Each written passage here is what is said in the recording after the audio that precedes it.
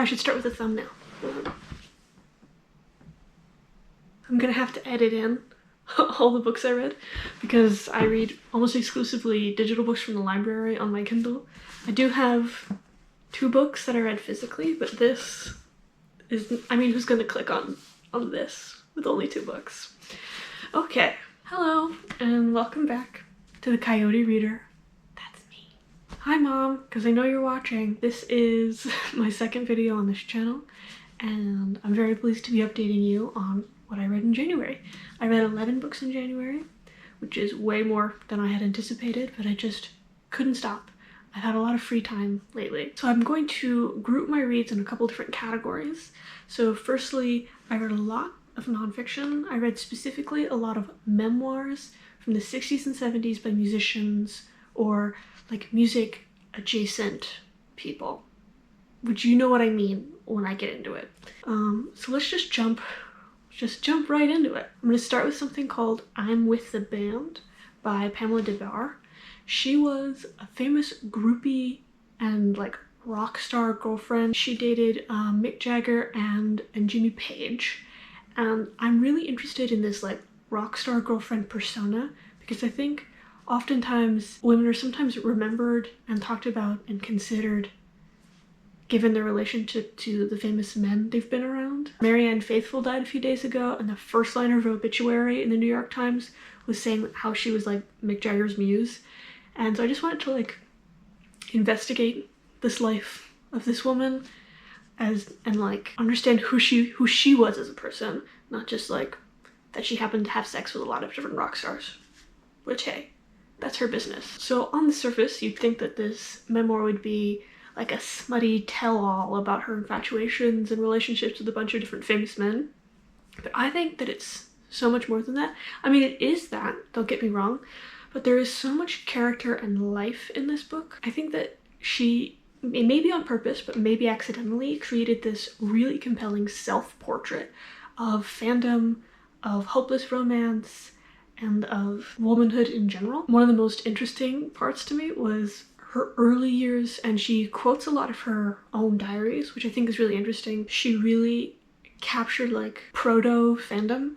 Like if you remember Bieber Fever, if you remember like the One Direction craze from like 10-12 years ago, she was, you know, that's the stuff that I grew up with, the girls around me and how they engaged with these famous musicians that they loved, and how it was really the exact same with the Beatles, really the exact same with Elvis Presley, but especially the Beatles. I'm talking that they were writing fan fiction, self-insert fan fiction with themselves and their favorite Beatle. And if you were a Paul girl and you ran into another Paul girl, it was on site. And, you know, if you had a group of friends, you had to like your own Beatle. You couldn't like the same Beatle. There was this like maladaptive daydreaming of like knowing that one day you were gonna marry Paul McCartney. There was no question about it. Hoping that you would get noticed in the crowd, feeling like, oh my god, he looked at me. And I think that's really fun, showing that history repeats itself, or at least it rhymes. But reading the diary entries of this book really proved that she was just a girl. She was just a girl like the rest of us. And she was really incredibly self-aware, more self-aware than I think I've ever seen in any other memoir at that period of time. For example, she was really grateful to be living in the 60s and 70s. And I think that's really unique because all the other memoirs I've read, a lot of them approach it from a really pessimistic era where they're just complaining a lot. I think my only note for this book would be that it got a little repetitive towards the end, that there's only so many times you can like fall in love and be ghosted, be heartbroken, fall in love, be ghosted, be heartbroken. I think there's only so many times that can happen before I get like just slightly exhausted, I think. But I did find this book to be really worthwhile and I really, really enjoyed it. I underestimated this going into it, but I'm so glad that I read it. So now we're gonna pivot. The next couple of books I read were written by singer-songwriters, musicians. So the first one I want to talk about is Boys in the Trees by Carly Simon. I'm personally not a big fan of Carly Simon. My knowledge of her before reading this pretty much began and ended at You're So Vain, which I think is a great song, almost like one of the few perfect songs. So I was really hoping that this book would sort of reveal more about who she was, and I guess it did. We'll begin at the beginning with her childhood. that yes, she grew up rich, and this is where the name dropping begins. There is a lot of name dropping in this book. And I think that if you complain about name dropping while reading a celebrity memoir, you might be the problem. However, I might have a point here, because there are a few times where it just felt a little egregious. Like, I did not need the anecdote that Albert Einstein would come for dinner. It just feels like a little too much to me. So much of this book took place in her childhood years, and unfortunately her childhood years were not interesting enough to take up so much of that space, which makes it even worse that the chapters about her childhood dragged on and on and on and on and on. I mean, I was sort of skimming a few chapters there, just waiting for the actual interesting parts, you know, where she actually is a musician. And then when we actually begin to get into the chapters where she's starting her career, it really feels like either, these are my theories, either one, she did not describe it well enough, or two, she did not have to try that much. Because she seems to just have fallen into success based on people she knew, luck of the draw. I just didn't really understand how we got from shy girl to superstar. It really felt like I turned the page and there she was performing. And what's ironic is that she kept insisting that she was not defined by her family's wealth and that she never considered herself wealthy. But at 20 years old, she, and I quote, said, "I didn't know the difference between $100 and $1,000. I was living squarely on $50 a week. If we adjust for inflation, that's $500 a week today. That's $2,000 a month. That's income. That's just like a regular income of people working a full-time job, and she's making $2,000 a month minimum for doing nothing, for just being Richard Simon's daughter." So that really rubbed me the wrong way and sort of discolored the whole reading experience for me. I was hoping to read a book about coming of age and musicianship. However, Simon chose to prioritize writing about her sexual and romantic relationships with men.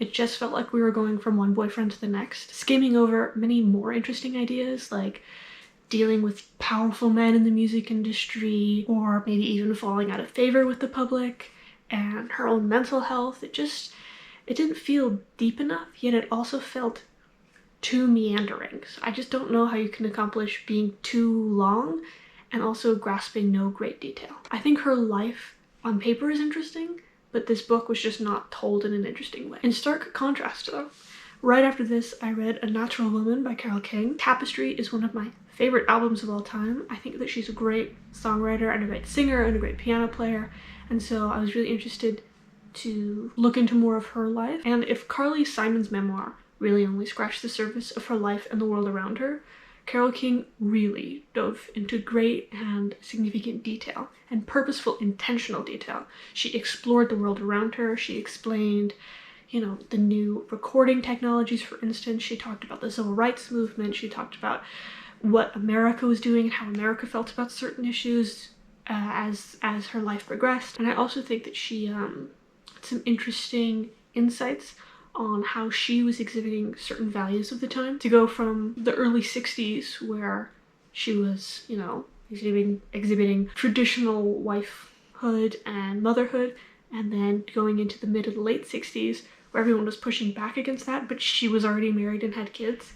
I think that she's really singular in the industry because she was just, I really felt like she was just a normal person caught up in success and fame. I also appreciated that this book didn't follow the same typical biopic beats that a lot of stories tend to do about 70s icons, that, you know, you have the come up and the breakthrough and the stardom, and then the drugs and the breakdown and the comeback. Because she wasn't really a junkie and she wasn't really a partier, that her story felt just a lot deeper and a lot more interesting, and that she subverted a lot of the expectations. However, she did lose me in like the last third of the book, sort of going into the 80s, because I think it's also important to know when to end your memoir.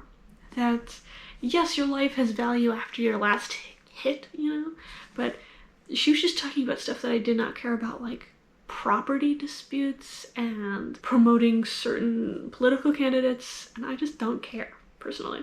However, I do think that it's a really valuable read, and I had a great time with it, and I think it's one of the few memoirs that is really worth it, because you get a good idea of the person and the time period. The last music memoir I read this month was Bound for Glory by Woody Guthrie. Woody Guthrie, famous counterculturalist and songwriter, known for This Land Is Your Land, So Long It's Been Good to Know Ya.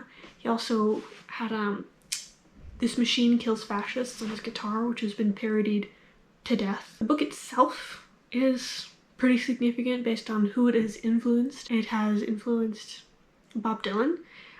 He read this book and he listened to Woody Guthrie's music, and then that's the reason he traveled like 1,000 miles to New York in order to see Woody Guthrie on his deathbed. And actually, right after I read this, I went and saw the new Bob Dylan movie, and him seeing Woody Guthrie is like the first scene in that movie, which I like is pretty serendipitous. So even though I love Woody, I felt that this book was a little mundane for me. I mean, we spent half of it on his childhood, and he's really creating this like atmospheric novelization of his life.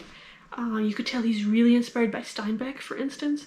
However, I didn't really enjoy that approach to it. I didn't feel that there was that much, I don't know, momentum. It felt really staggering. I think that the prose itself is good and that there are some really good insights and quotes, but I just felt pretty medium about the experience, unfortunately. But I would still recommend it for fans of Woody Guthrie and folk music. I read a few more pieces of nonfiction this month. I also read something called The Making of Biblical Womanhood, How the Subjugation of Women Became Gospel Truth. This is by Beth Allison Barr. So I was motivated to read this because, well, I'll tell you a little story. Back in November, I was in this little village in France called Vézelay that has this very famous basilica. It's famous for crusade reasons, but it also has some relics of Mary Magdalene.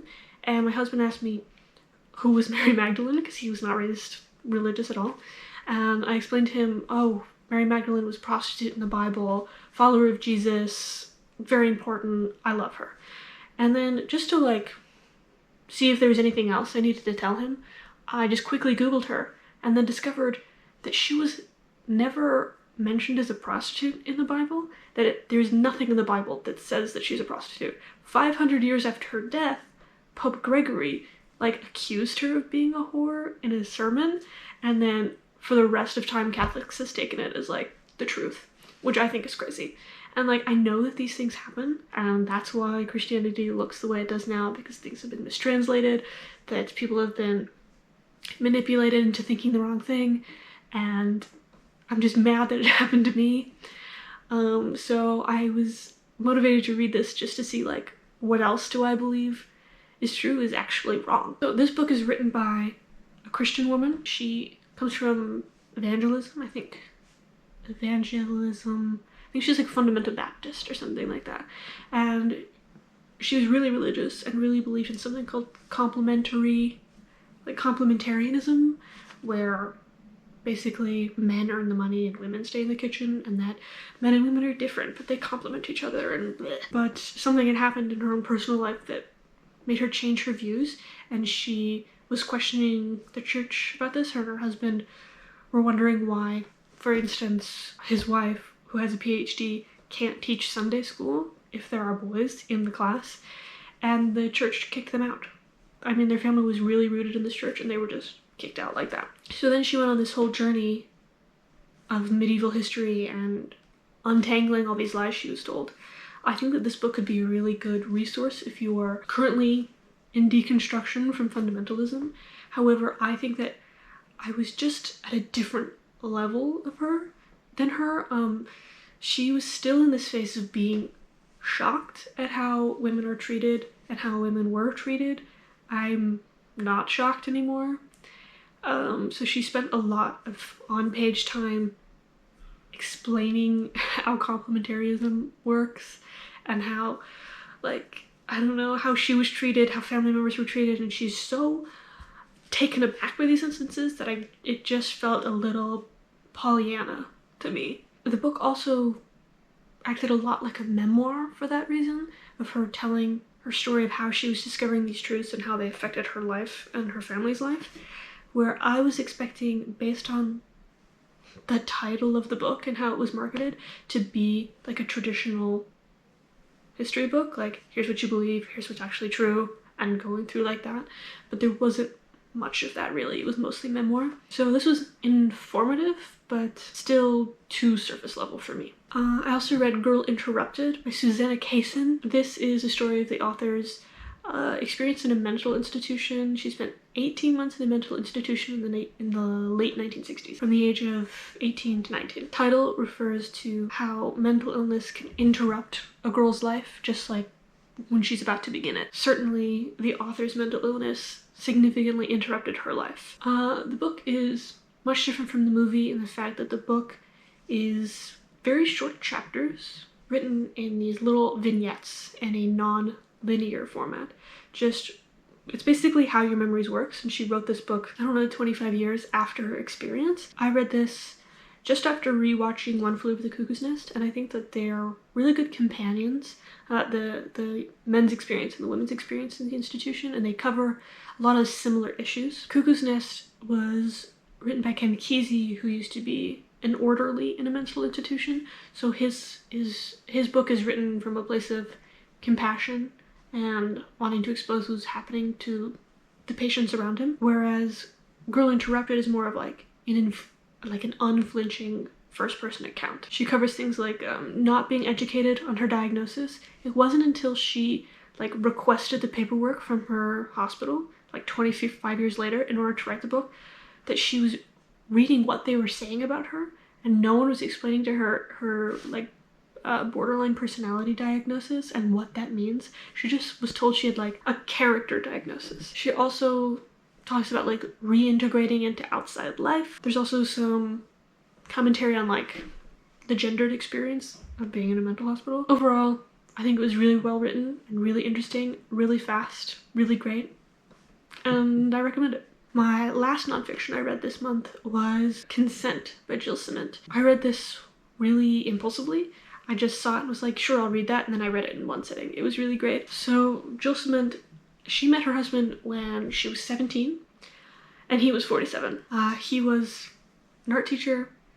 She was his student. And that's sort of where all this begins. They were married soon after that and stayed married for almost half a century until his death in 2016. His death coincided with the Me Too movement, and it was his death and the movement that made the author reconsider her relationship with her husband, specifically how it started. She was beginning to question her memory of who kissed who first, and does the answer change the next 50 years of history? I'm really interested in women's stories, specifically around the Me Too movement. I think Me Too is one of the most significant things to happen in women's rights and women's liberation in decades, and that there are an infinite amount of stories revolving around this collective epiphany. What makes this book really interesting is that Cement already wrote a memoir about her life and her relationship with her husband. She wrote it in the 90s when she was in her 40s. And so a lot of this new memoir, which was released last year, is reacting to her previous memoir. What she left out, what she was lying about, how her opinion has changed about certain things over time. I think there was some really crazy quotes in this thing, and it made me deeply uncomfortable in a way that was more introspective and less masochistic, but that she really is reconsidering how the relationship started, but doesn't regret the relationship itself, because she did consider herself happily married for 50 years. I think that's a really interesting perspective, and I think she leaves room for you to disagree with her, but also leaves room for her not to care whether or not you disagree with her. I think the book ends with the last time she ever kissed her husband, when he was dying of leukemia, and she says, you know, it was dubious circumstances or whatever, their first kiss. There is no doubt what happened with the last kiss, and that was that she loved him. So I personally think that that guy's really creepy. And I think the whole situation's creepy, but I'm happy that she's not suffering. I'm still sort of turning this book over in my head, but I do think that it was really a really interesting read. Let's move on to the novels I read this month. So I'll start with the first book that I read this month was called, the first book that I read this year actually. It was called Penance by Liza Clark. And I'm sort of interested in true crime. I'm interested in true crime, but feel bad that I'm interested in true crime. I really go through phases where I don't watch it, where I'm like, that's exploitative. I don't think anyone should watch this. It's bad for the victims.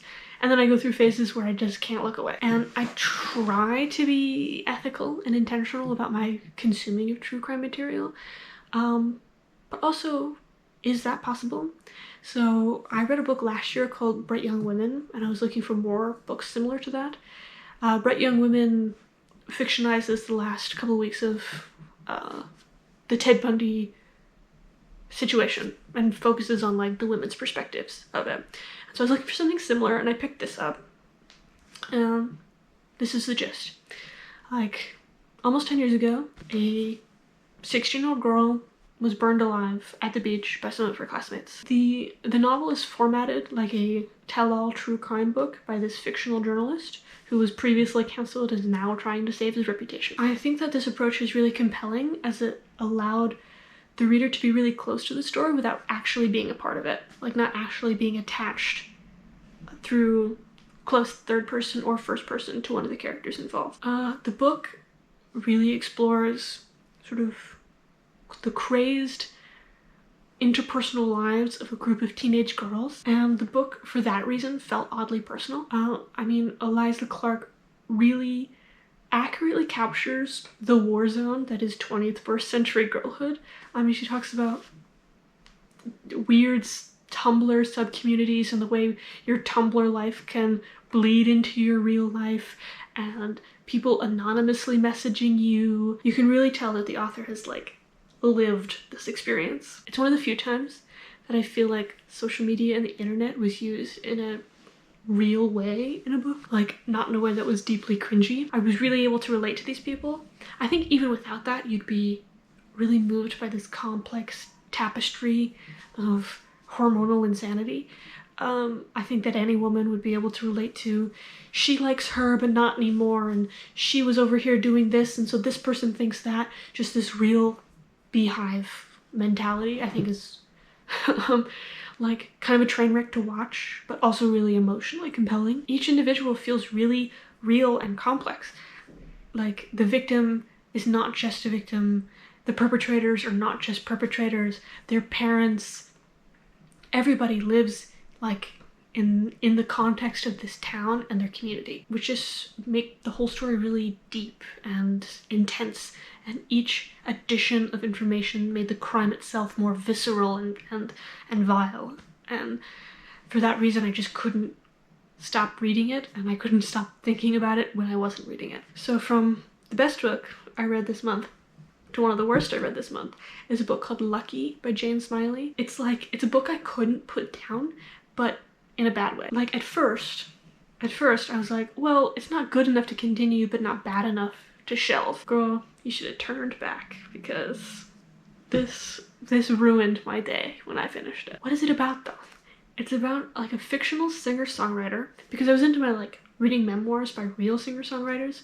So I'm like, I'll read this like fictional memoir, that could be cool. So the author has her character really inspired by the 3 J's, the Judy Collins, Joan Baez, Joni Mitchell, which hey, those are my girls. And so she has her character called Jody, which is a little on the nose, I think. This Jody person was very flat and uninteresting. She did not come from an interesting background. She did not have an interesting personality. She did not have an interesting, like, once-in-a-lifetime talent. She was just middling. Her career was middling. She had no real big hit, no big album. She was just standard, mediocre singer-songwriter, which is weird that you would want to write a book about a person like that, because that would make for a really middling, mediocre book. So that's a weird choice. One of my like typical complaints about a main character is if they don't have enough grit, or if they don't get grit by the end of the story. I need them to be aware of the world around them, and I need them to have some kind of personal toughness. And this girl had no idea basically that there was like a civil rights movement going on, no mention of that. To write a book that takes place in the 60s and to really not acknowledge civil rights is a crazy move. The author also attempted to write songs, because when you write about a songwriter, you're gonna have to write a song too, I guess. And the songs were so laughably bad that I felt like I was being punked. And just overall, the songs were really dreadful and uninspiring, which I guess makes sense as to why she did not find success in her career. However, I thought she would have been laughed out of a recording studio. And furthermore, the author really does not seem to have an understanding as to what a career would be in this time period. There's no mention of a manager. There's no radio interviews or radio performances. We don't talk about festivals. It's just like, I just think that she did absolutely no research and has no idea how a singer became famous or stays famous in the 60s or 70s folk scene. And like, I know that this sounds like like this is the worst book ever. I'm just mad because of how mediocre it was, that it really just was so aggressively mediocre that it is bad. Am I making any sense? I read some reviews about it just to like feel sane, to hear other people that have read this book, and the LA Times said that this operated on a low boil, which I think just really hits the nail on the head. Okay, I'm gonna spoil the end of the book now. I don't think anyone's gonna read this. I'll put a little icon somewhere to indicate that this is a spoiler section, but I want to talk about the epilogue of this book. The epilogue is what took this book from bad to worse. So the epilogue reveals that this whole book is actually like a work of fiction, and it was written by a high school acquaintance, not the musician herself, that she had no part of it. All of it is lies, which makes you think, what was the point? What was the point? You had me sit through all that and none of it was actually true. And I can understand wanting to make some kind of commentary on how sometimes people's lives are told and they're full of white lies and they're sensationalized, but they're also sensationalized for a reason. Like, the argument itself, the idea itself is not too terrible, though it is bad, but to just like make me sit through this and then go psych is really offensive. Additionally, she spends the rest of the epilogue saying that because a certain candidate was elected to office, now they are living in like a fascist dystopian wasteland where women can't vote and shit like that. So it's like really bizarre. I also read Yellowface by R.F. Kuang. R.F. Kuang found success at 22 years old. She published a fantasy trilogy to great acclaim and success and wealth and money and fame. She's living the life that I want to, and she's only 2 years older than me, and for this reason, I hate that bitch. I know about that. I am self-aware to realize that sometimes you hate people just because they're prettier than you. Oh, and she is pretty too, by the way. That's an important detail. So I've been like avoiding her books for this petty reason of being mad at her, but I was intrigued by the premise of this book, which is an Asian American author finds lots of success at an early age, accidentally dies choking on a piece of pancake with her like jealous acquaintance as a witness. The acquaintance steals her manuscript for her next book, edits it, and publishes it as her own under like a vaguely Asian pseudonym. So that is really curious to me, and I was very curious. The narrating of this book is really immersive. Like, you really feel you're in it and you're being taken down the delusion of this character, and you go back and forth between girl, you're delusional, to like, she might have a point, maybe that book really is hers because she edited it so well, to being like, girl, you're crazy, and you really feel crazy while reading it. And I read this book so fast, and I was so deeply invested in this book that I was actually dreaming about it. And it was, I mean, it just kept upping the ante, and it just got so crazy. It was very much like it was literary thriller. And let me tell you, I was thrilled. And a bit like Penance, it also used social media, specifically Twitter, in a really accurate, interesting, and horrifying way, and what it's like to be cancelled online, which is my worst nightmare. Yeah, I have nothing to be cancelled for, but it's still one of my greatest fears. The ending of this book had me feeling a little deflated because it had a bit of a stereotypical thriller ending where I thought that it was building to something, and then it kind of let me down a little bit, but then the last like 3 pages indicated that we would continue going on a cycle of insanity, and I love that kind of ending. But ultimately, like, I'm bewildered, I'm wowed, it was crazy. One of the greatest books I've read so far, even though it's only been 30 days. Lastly, I want to reread more this year, and so I reread My Name is Asher Lev by Chaim Potok. He's a prolific writer. He was a rabbi, and he was really important to my late adolescence, early young adulthood. So this book is about Asher Lev, who's a painter. He's a Hasidic Jew in Brooklyn, and those two halves of his identity, painter and a devout, observant, conservative Jew, compete against each other, and he has to qualify what it means to be one or the other or both. And ultimately, his painting leads him to commit blasphemy.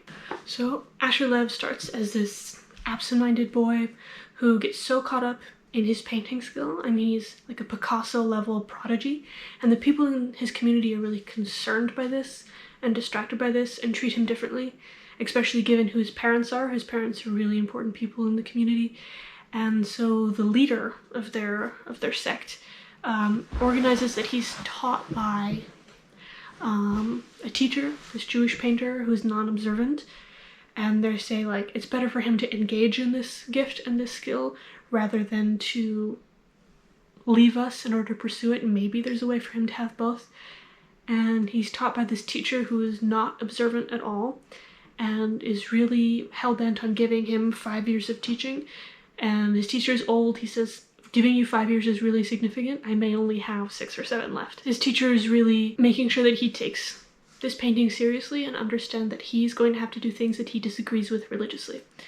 For instance, if it's true that a Jew has responsibility for other Jews, but if it's also true that a painter only has responsibility for himself, can these two truths exist at the same time? Does he have to choose one or the other? And I think that his challenge to balance his identity comes in obvious ways, like he has to paint images of Jesus in order to learn or read the Bible to learn the context of these paintings. He also has to paint with like nude models, which is very scandalous to him, but he learns to do it.